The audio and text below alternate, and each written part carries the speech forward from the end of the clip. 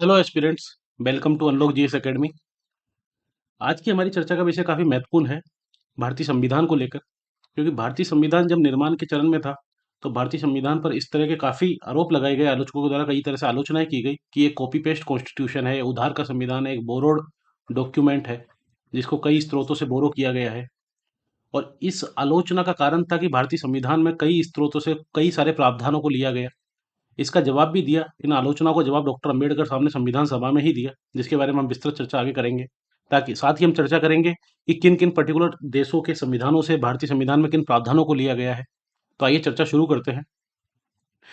मोटे तौर पर अगर हम देखें तो 6 दिसंबर 1946 को संविधान सभा का गठन हुआ था सबसे पहली बार। और ये एक फ्रेंच प्रैक्टिस के तहत किया गया था। 26 नवंबर 1949 को 26 नवंबर 1949 को संविधान को पास किया गया, कॉन्स्टिट्यूशन ऑफ इंडिया को पास किया गया और अडॉप्ट किया गया असेंबली के द्वारा, संविधान सभा के द्वारा इसको अडॉप्ट किया गया, अंगीकृत किया गया।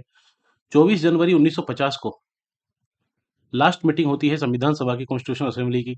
और उस पर्टिकुलर मीटिंग में साइन किया जाता है, कॉन्स्टिट्यूशन को एक्सेप्ट किया जाता है, जिसमें 395 अनुच्छेद थे, 8 अनुसूचियां थी, साथ ही 22 भागों में ये संविधान निर्मित हुआ था। 26 जनवरी 1950 को कॉन्स्टिट्यूशन को लागू किया गया, संविधान लागू हुआ था। और इस पर्टिकुलर पूरी प्रोसेस में, संविधान बनने से संविधान लागू होने तक की प्रोसेस में 2 साल 11 महीने और 18 दिन का समय लगा था। और लगभग 64 लाख रुपए का खर्चा आया था संविधान का सभा का।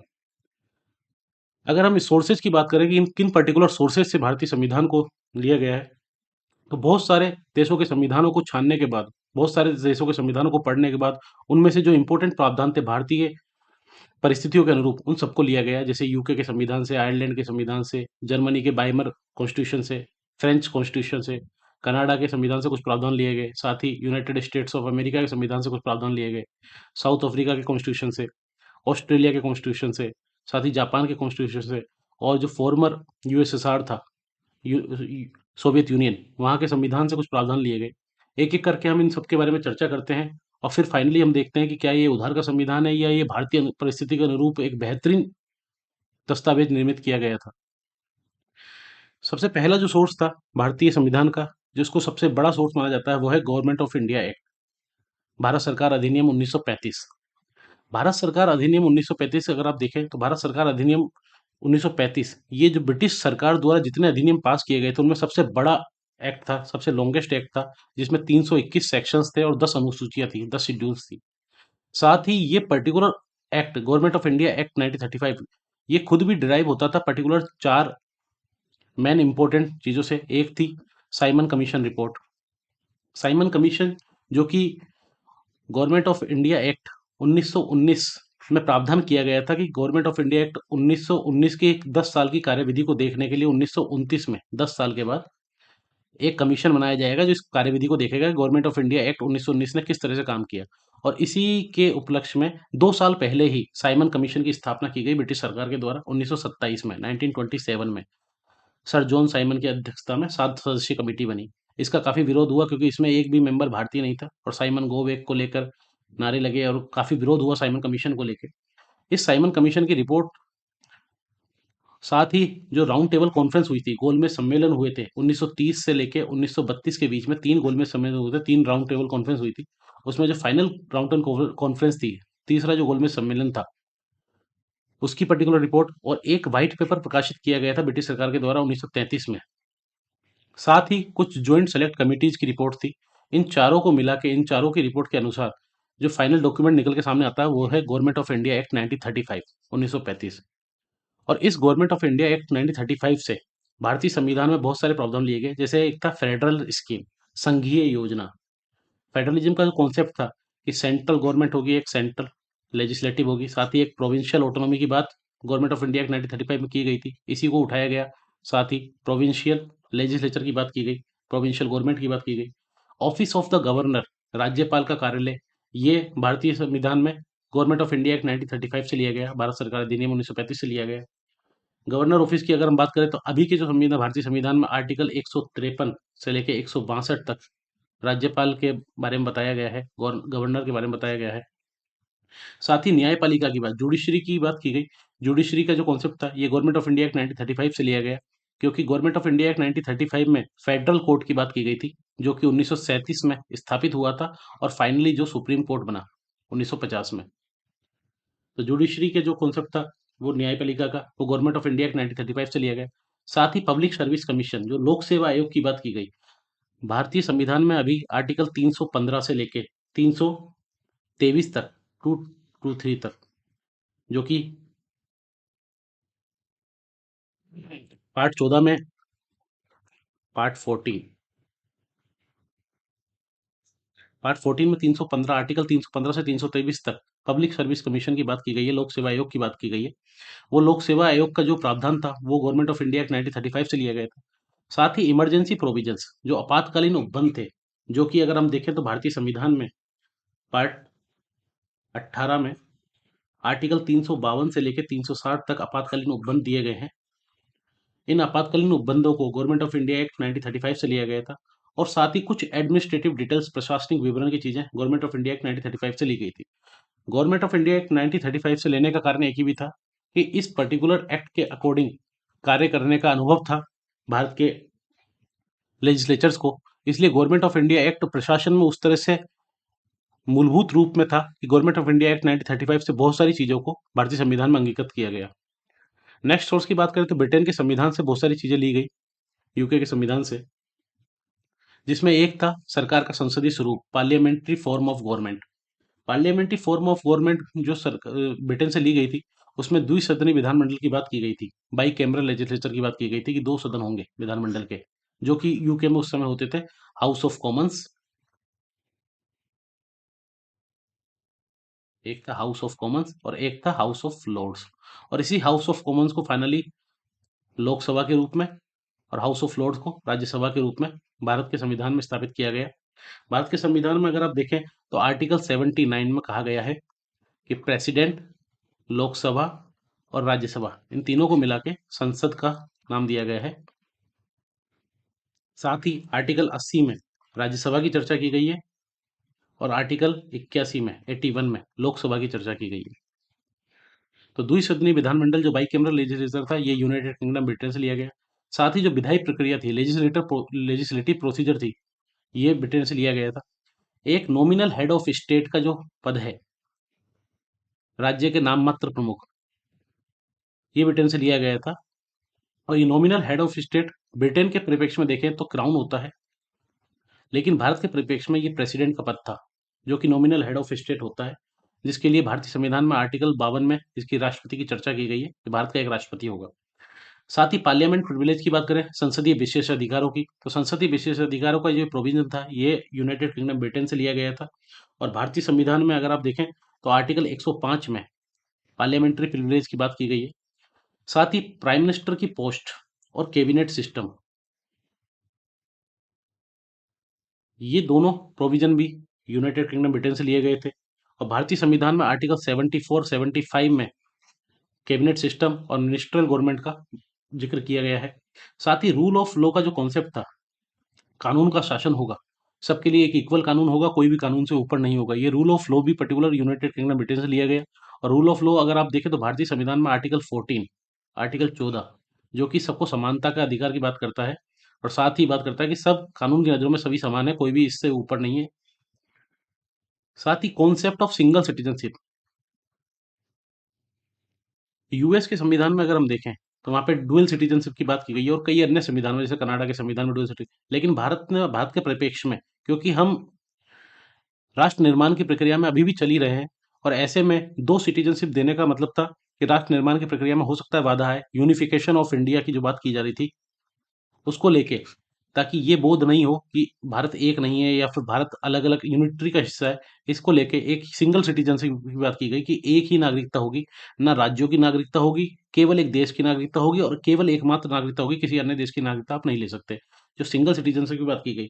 इसी को लेके भारतीय संविधान में पार्ट 2 में आर्टिकल 5 से 11 तक, अनुच्छेद 5 से 11 तक सिटीजनशिप की बात की गई है, जिसमें सिंगल सिटीजनशिप की बात यूनाइटेड किंगडम ब्रिटेन से ली गई। एक इंपॉर्टेंट चीज ली गई थी ब्रिटेन से, वो है प्रेरोगेटिव रिट, विशेषाधिकार रिट, जिनकी चर्चा भारतीय संविधान में आर्टिकल 32 से 35 में की गई है, पार्ट 3 में।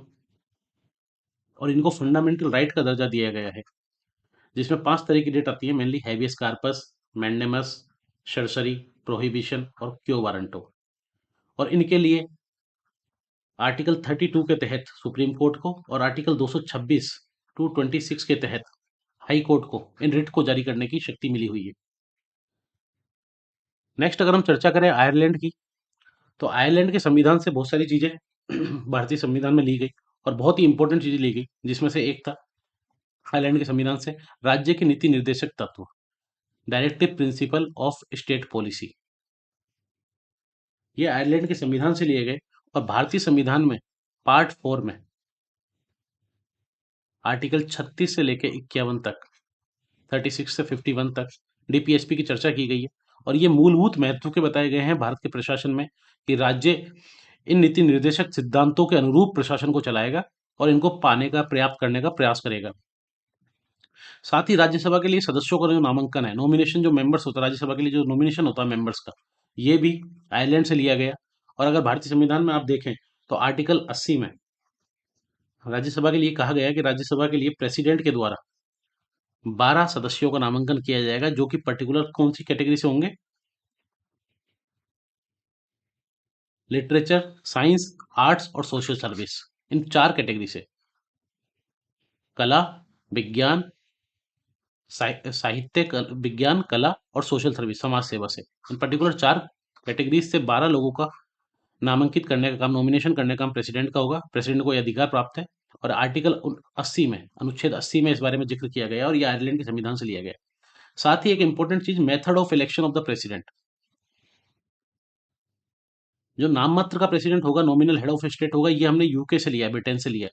लेकिन उसके चुनाव की विधि क्या होगी, राष्ट्रपति के चुनाव की विधि क्या होगी, मेथड ऑफ इलेक्शन क्या होगा, ये हमने आयरलैंड के संविधान से लिया, भारतीय संविधान में। और भारतीय संविधान में आप देखें तो आर्टिकल 54 और 55 इसी बारे में जिक्र करता है कि भारत के चुनाव, राष्ट्रपति के चुनाव की विधि क्या होगी, राष्ट्रपति के चुनाव का तरीका क्या होगा। नेक्स्ट अगर हम बात करें तो फ्रांस के संविधान से कुछ इंपॉर्टेंट चीजें लिखी, जिनमें से एक थी प्रस्तावना में जो गणतंत्र के आदर्श है, रिपब्लिक, जो आइडियल्स ऑफ रिपब्लिक है प्रेम्बल में, वो फ्रांस के संविधान से लिए गए, फ्रांस की क्रांति से लिए गए, फ्रेंच रेवोल्यूशन से लिए गए। साथ ही जो नोशंस थे, लिबर्टे, एगलिटे, फ्रेटर्निटी, जिनको इक्वलिटी, लिबर्टी और फ्रेटर्निटी, स्वतंत्रता, समानता और बंधुत्व कहा गया, जो कि प्रस्तावना में आपको देखने को मिलते हैं।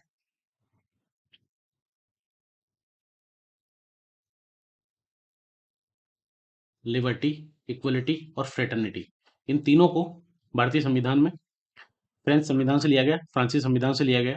और ये फ्रेंच रिवॉल्यूशन के, फ्रांसीसी क्रांति के इंपॉर्टेंट वाक्य थे, जिसमें बात की गई थी।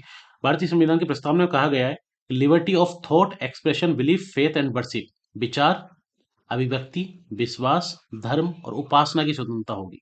यहाँ पर धर्म को रिलीजन नहीं कहा गया, धर्म को फेथ कहा गया। साथ ही इक्वलिटी की बात की गई, दो तरह की समानता की बात की गई, प्रतिष्ठा और अवसर की समता, equality of status and opportunity. साथ ही फ्रेटर्निटी की बात की गई है, बंधुत्व की, जो कि है dignity of individual and the unity and integration of the nation, कि व्यक्ति की गरिमा और राष्ट्र की एकता और अखंडता और सुनिश्चित करने वाली बंधुता बढ़ाने के लिए।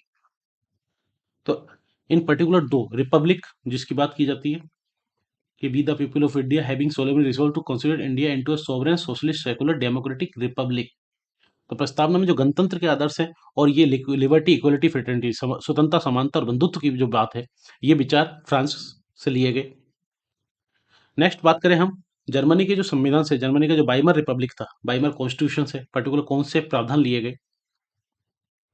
तो जर्मनी से जो प्रावधान लिए गए थे वो थे मेनली आपातकाल के समय में जो मूल अधिकारों का स्थगन होता है, मौलिक अधिकारों का निलंबन होता है, suspension of fundamental rights during emergency, emergency के समय।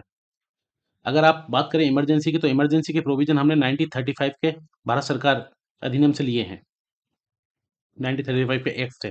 लेकिन उस इमरजेंसी के समय फंडामेंटल राइट्स का जो निलंबन होता है, मौलिक अधिकार का जो सस्पेंशन होता है, ये हमने लिया जर्मनी के वाइमर रिपब्लिक से, जर्मन संविधान से। नेक्स्ट बात करें तो कनाडा के संविधान से कुछ इंपॉर्टेंट चीजों को लिया गया, जिनमें एक है कोजी फेडरल गवर्नमेंट, कनाडा के संविधान से लिया गया। कनाडा के अगर संविधान को देखें तो कनाडा में एक ही एक्ट है और एक कनाडियन बिल ऑफ राइट्स है, इन दोनों को मिला के कनाडियन संविधान बोला जाता है। इससे पर्टिकुलर लिया गया कोजी फेडरल गवर्नमेंट, जो अर्ध संघीय सरकार होती है, जिसमें एक फेडरल सिस्टम होता है, जिसमें स्ट्रॉन्ग सेंट्रल गवर्नमेंट होती है कंपेयर टू प्रोविंशियल गवर्नमेंट। तो ये कनाडा के संविधान से लिया गया। साथ ही डिस्ट्रीब्यूशन ऑफ पावर्स होता है बिटवीन जो केंद्र सरकार और राज्य सरकार के बीच में जो शक्तियों का वितरण है, ये कनाडा के संविधान से लिया गया है। और साथ ही केंद्र सरकार द्वारा बरकरार रखी गई अपशिष्ट शक्तियां जो रेजिडुअल पावर्स हैं, क्योंकि भारतीय संविधान में 3 लिस्ट दी गई हैं, यूनियन लिस्ट, स्टेट लिस्ट और कंकरेंट लिस्ट, जिन पे पर्टिकुलर कानून बनाने की शक्तियां निर्धारित की गई हैं। लेकिन इसके अलावा रेजिडुअल्स पावर्स केंद्र सरकार के पास रखी गई है, सेंट्रल गवर्नमेंट के पास रखी गई है। और आर्टिकल 248 में इस बात का जिक्र है, 248 में इस बात का जिक्र है कि जो पार्लियामेंट के पास रेजिडुअल्स पावर्स होंगी, तो इस ये अपने आप में सेंट्रल गवर्नमेंट को स्ट्रांग बनाती है कंपेयर टू प्रोविंशियल गवर्नमेंट। इसलिए जो ये कोजी फेडरल गवर्नमेंट है, जिसमें स्ट्रांग सेंट्रल गवर्नमेंट की बात की गई है, कनाडा के संविधान से लिया गया। साथ ही एक चीज और चीज ली गई, वो है appointment of governor of state by centre, कि सेंटर के द्वारा नियुक्ति की जाएगी स्टेट्स में किसकी, राज्यपाल की। अब राज्यपाल की जब नियुक्ति सेंटर के द्वारा की जाएगी, तो सेंटर के द्वारा एक तरह से मॉनिटरिंग की जा सकती है राज्य की, और जो अपने आप में स्ट्रांग सेंटर गवर्नमेंट का प्रावधान बनता है। अगर आप देखें तो गवर्नमेंट का जो अपॉइंटमेंट होता है सेंटर के द्वारा, मेनली होता है प्रेसिडेंट के द्वारा, और प्रेसिडेंट के द्वारा ये अपॉइंटमेंट होता है आर्टिकल 155 के तहत। अनुच्छेद 155 में यह प्रावधान किया गया है कि राष्ट्रपति राज्यपाल की नियुक्ति करेगा राज्यों में। और इसी तरह से आर्टिकल 143 में कहा गया है, 143 में, कि एडवाइजरी जुडिक्शन ऑफ सुप्रीम कोर्ट, कि प्रेसिडेंट को सुप्रीम कोर्ट से किसी पर्टिकुलर टॉपिक पर सलाह मशविरा लेने का अधिकार होगा। तो सर्वोच्च न्यायालय का जो सलाहकार क्षेत्राधिकार है, एडवाइजरी जुडिक्शन है, ये पर्टिकुलर कनाडा से लिया गया है। तो कनाडा के संविधान से 5 चीजें ली गई हैं। कोजी फेडरल गवर्नमेंट, जिसमें स्ट्रॉन्ग सेंट्रल गवर्नमेंट होगी, साथ ही डिस्ट्रीब्यूशन ऑफ पावर्स होगी सेंट्रल और स्टेट गवर्नमेंट के बीच में। एक जो रेजिडुअल्स पावर होगी, जो अपशिष्ट शक्तियां होंगी, वो सेंट्रल गवर्नमेंट के पास होंगी। साथ ही गवर्नर का जो अपॉइंटमेंट होगा, राज्यपाल का जो अपॉइंटमेंट होगा सेंटर के द्वारा स्टेट्स में, ये भी वहीं से लिया गया है। और एडवाइजरी जुडिक्शन जो सुप्रीम कोर्ट की है, ये भी कनाडा के संविधान से ली गई है। नेक्स्ट बात करते हैं हम यूएसए के संविधान से। यूएसए के संविधान से जो इंपॉर्टेंट चीजें ली गई, उसमें एक है रिटर्न कॉन्स्टिट्यूशन। यूएसए से पहले कई और अन्य देशों ने संविधान लिख लिए थे। जैसे ब्रिटेन की बात करें तो ब्रिटेन के संविधान में सबसे बड़ी समस्या है, ब्रिटेन का संविधान रिटन कॉन्स्टिट्यूशन नहीं है। In the sense written constitution नहीं है, बिकॉज कोई पर्टिकुलर एक डॉक्यूमेंट नहीं है जिसे कॉन्स्टिट्यूशन कहा जाए। कुछ एक्ट्स हैं, कुछ लॉज हैं, कुछ बाई लॉज हैं, उन सबको मिला के, कुछ ट्रेडिशनल युक्तियां हैं जिन सबको मिला के वहां का संविधान कहा गया है। लेकिन जो यूएस का संविधान है जब लिखा गया, तो ये रिटन कॉन्स्टिट्यूशन था उस समय का सबसे पुराना, जो कि बेहतरीन तरीके से लिखा गया था। रिटर्न कॉन्स्टिट्यूशन का जो प्रोविजन है, ये यूनाइटेड स्टेट्स ऑफ अमेरिका से लिया गया है। साथ ही जो प्रेम्बल की बात है, प्रस्तावना का जो है, अगर आप ये देखें तो ये यूएसए के कॉन्स्टिट्यूशन की प्रेम्बल है, बी द पीपल। इसी को देखकर भारतीय संविधान में be the people of India, तो ये प्रेम्बल जो कॉन्स्टिट्यूशन है, प्रेम्बल ऑफ द कॉन्स्टिट्यूशन, ये यूएसए के संविधान से लिखी। साथ ही लिए गए फंडामेंटल राइट्स, जो मौलिक अधिकार हैं, जिनकी चर्चा भारतीय संविधान में आर्टिकल 12 से 32 तक पार्ट 3 में की जा चुकी है,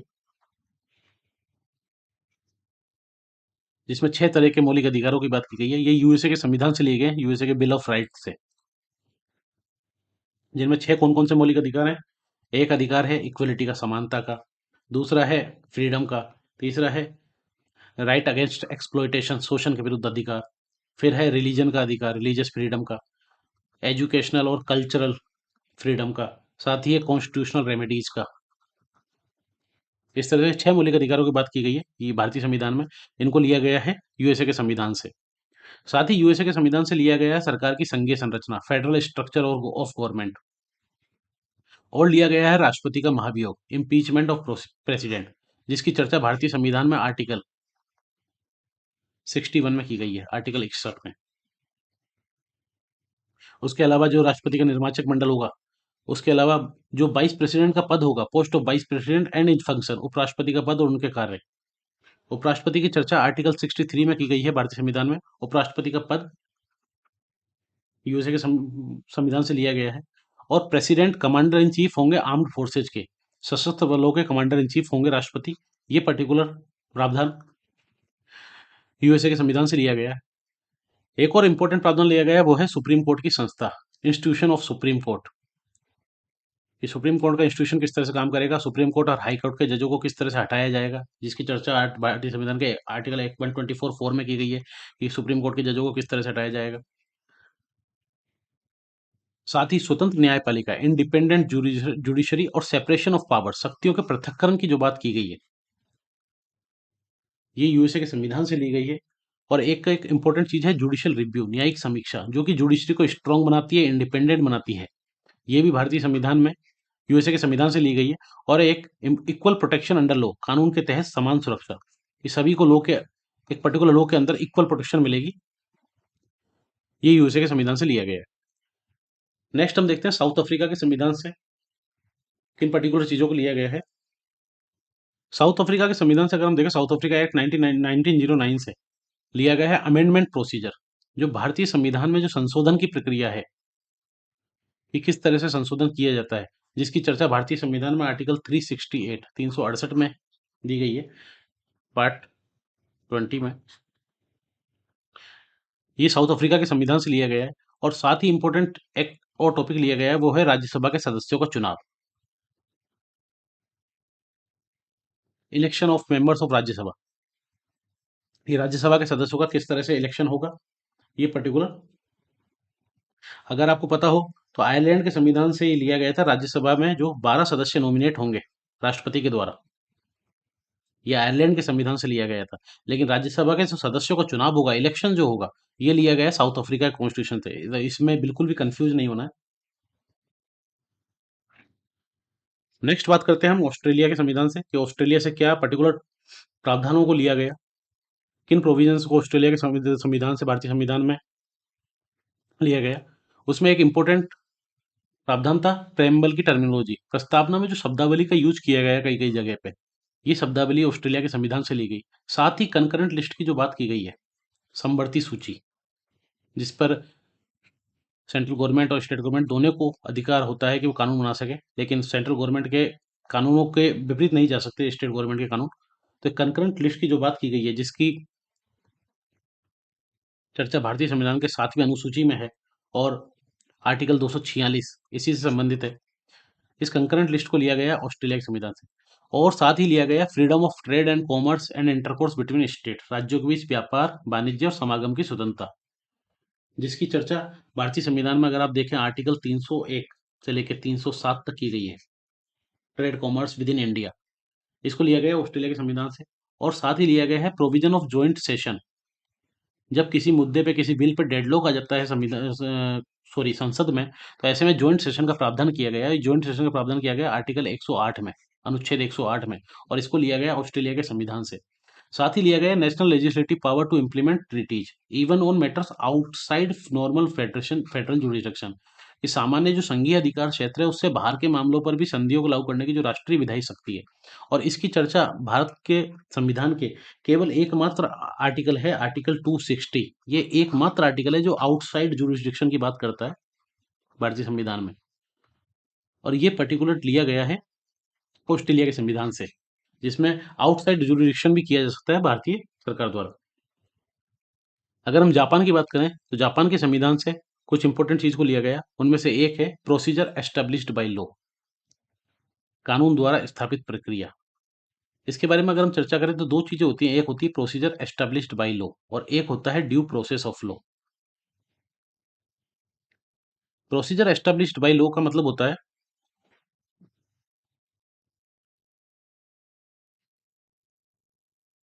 प्रोसीजर एस्टेब्लिश्ड बाय लॉ, जिसके बारे में हम चर्चा कर रहे थे, प्रोसीजर एस्टेब्लिश्ड लॉ आप देखेंगे आर्टिकल 21 में इस बारे में चर्चा है कि राज्य किसी भी व्यक्ति को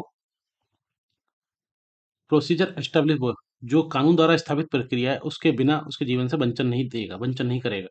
और एक होता है ड्यू प्रोसेस ऑफ लॉ, इस पर्टिकुलर चीज में केवल प्रोसेस का जो प्रोसीजर है, कोर्ट्स उसी का ही आकलन करते हैं कि क्या सही प्रोसीजर फॉलो किया गया था किसी पर्टिकुलर काम के लिए। लेकिन जो ड्यू प्रोसेस ऑफ लॉ है, ये एक पॉजिटिव कॉन्सेप्ट है, जिसमें ना केवल प्रोसीजर, प्रोसीजर तो देखा ही जाएगा कि प्रोसीजर ठीक है कि नहीं, प्रोसीजर सही फॉलो किया गया नहीं किया गया, साथ ही देखी जाती है इंटेंशन, कि क्या वो लॉ जो बनाया गया है उसकी इंटेंशन ठीक है। प्रोसीजर एस्टेब्लिश बाय लॉ में केवल किसी लॉ को आकलन करते समय केवल प्रोसीजर देखा जाता था, कि उस लॉ को बनाने के लिए जो प्रोसीजर फॉलो किया जाना चाहिए था, क्या वो सही प्रोसीजर फॉलो किया गया था। इसीलिए सुप्रीम कोर्ट ने जब इसकी व्याख्या की आर्टिकल 21 की, तो उसमें से प्रोसीजर एस्टेब्लिश बाई लॉ को हटाकर ये माना गया कि due process of law, Bharat में ये पर्टिकुलर प्रावधान चलता है, भारत में ड्यू प्रोसेस ऑफ लॉ। इसलिए जो प्रोसीजर एस्टेब्लिश्ड बाई लॉ है, जापान के संविधान से लिया गया। उसके अलावा कुछ और कानून जो कि सुप्रीम कोर्ट के फंक्शन से डिपेंड करते हैं, वो जापान के संविधान से लिए गए हैं। यूएसएसआर सोवियत यूनियन के संविधान से कुछ इंपॉर्टेंट प्रावधान को लिया गया, जिसमें से एक है अनुच्छेद 51(1) के तहत जो मौलिक कर्तव्य मिलते हैं, फंडामेंटल ड्यूटीज। ये फंडामेंटल ड्यूटीज यूएसएसआर के संविधान से ली गई, जो कि भारतीय संविधान में आर्टिकल 51(a) के तहत जो 11 फंडामेंटल ड्यूटीज की बात की गई है, जो पहले 10 फंडामेंटल ड्यूटीज थी, बाद में एक फंडामेंटल ड्यूटीज और जोड़ी गई 86वें संविधान संशोधन के द्वारा। इनको यूएसएसआर के संविधान से लिया गया। और साथ ही आइडियल्स ऑफ जस्टिस, जो न्याय की बात की गई है प्रस्तावना में, सोशल, इकोनॉमिक और पॉलिटिकल, सामाजिक, आर्थिक और राजनीतिक न्याय की बात की गई है। ये आइडियल्स ऑफ जस्टिस जो प्रेमबल में लिए गए हैं, ये यूएसएसआर के संविधान से लिए गए हैं। इस तरह से हमने देखा कि भारत के संविधान में बहुत सारे देशों के कई प्रावधानों को लिया गया, और इसको लेके काफी आलोचना भी हुई संविधान सभा में। जैसे पीआर देशमुख साहब, जो कि मेंबर थे कॉन्स्टिट्यूशन असेंबली के, इनका कहना था कि कॉन्स्टिट्यूशन एसेंशली जो गवर्नमेंट ऑफ इंडिया एक्ट है 1935, उसमें केवल एक ही चीज जोड़ दी गई है, सभी वयस्कों को मताधिकार, ओनली अडल्ट फ्रेंचाइज, और इसको जोड़ के कॉन्स्टिट्यूशन बना दिया गया है, ऐसा इनका संविधान सभा में कहना था। एन श्रीनिवासन साहब ने कहा था कि इंडियन कॉन्स्टिट्यूशन ये अपनी लैंग्वेज में भी और इसमें जो सब्सटेंस है उसको लेके भी एक केवल कॉपी है इसकी एक्ट ऑफ 35 की, जो 1935 का एक्ट है उसकी कॉपी है। इसी तरह से सर आइवर जेनिंग्स, जो कि ब्रिटिश कॉन्स्टिट्यूशनिस्ट हैं, संविधानविद हैं ब्रिटिश, इनका कहना था कि कॉन्स्टिट्यूशन जो डायरेक्टली डिराइव करता है गवर्नमेंट ऑफ इंडिया एक्ट 1935 से, और जनरली इनका कहना था कि ये केवल ड्राइव नहीं करता, इसमें कई सारे प्रोविजन को केवल कॉपी किया हुआ, ऑलमोस्ट टेक्सचुअली सीधा का सीधा कॉपी कर दिया गया है। ऐसे इस तरह से काफी आलोचना की गई इस चीज को लेकर कि भारतीय संविधान एक उधार का संविधान है, एक बोरोड डॉक्यूमेंट है,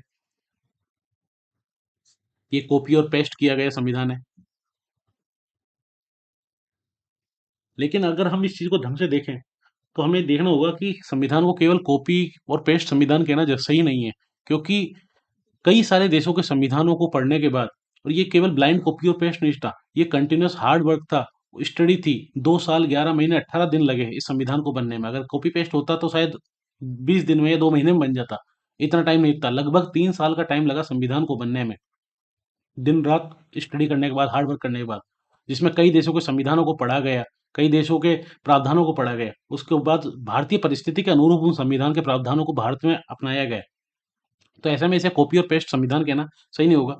साथ ही एक कॉन्शियस अडॉप्शन था, एक चेतनात्मक अडॉप्शन था, जो कि स्ट्रॉन्ग प्रोविजंस थे दुनिया में जहां भी जो इंडियन सोसाइटी के लिए सही हो सकते थे, उनको इस पर्टिकुलर संविधान में डाला गया। नेसेसरी मॉडिफिकेशन किए गए उन फीचर्स में जिनको लिया गया।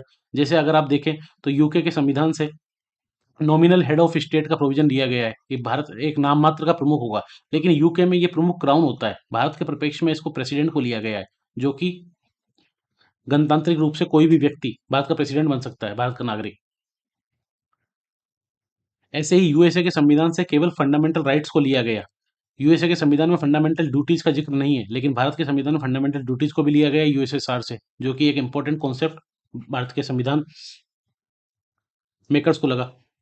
इस तरह से नेसेसरी मॉडिफिकेशंस किए गए, ऐसा नहीं है कि ब्लाइंडली कॉपी एंड पेस्ट किया गया।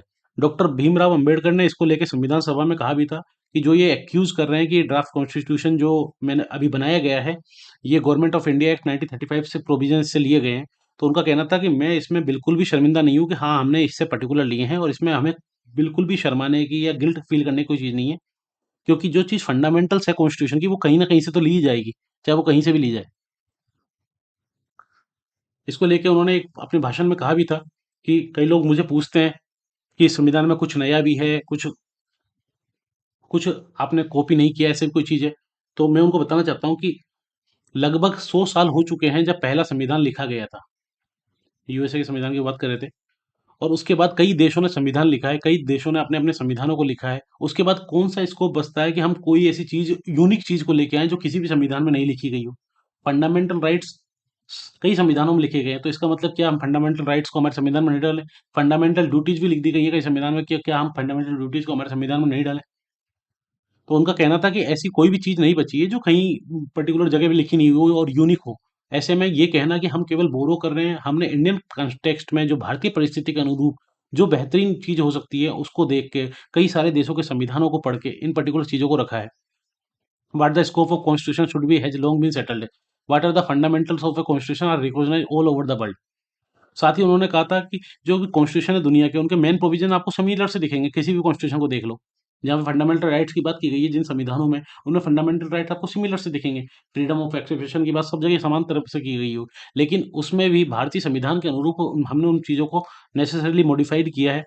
साथ ही उन्होंने कहा कि only new things if there can be any in a constitution framed so late in the day are the variation made to remove the faults and to accommodate it to needs of the country. कि जो नई चीज़ की बात कर रहे हैं कि हमारे संविधान में नया क्या है, तो नया यही है कि जो और संविधानों ने गलतियाँ की हैं उस समय, उन गलतियों को हमने सुधारा है। हमारे संविधान में हमने उन गलतियों को दोहराया नहीं है, उन फॉल्ट्स को हमने खत्म किया है। साथ ही भारतीय परिस्थिति के अनुरूप जो बेहतरीन चीज़ हो सकती थी, वो हमने की है। साथ ही उन्होंने कहा था कि ड्राफ्टिंग कमिटी इन परफॉर्म कि dispassionately will agree that the drafting committee in performing its duty has not been guilty of such blind and slavish imitation as it is represented to be।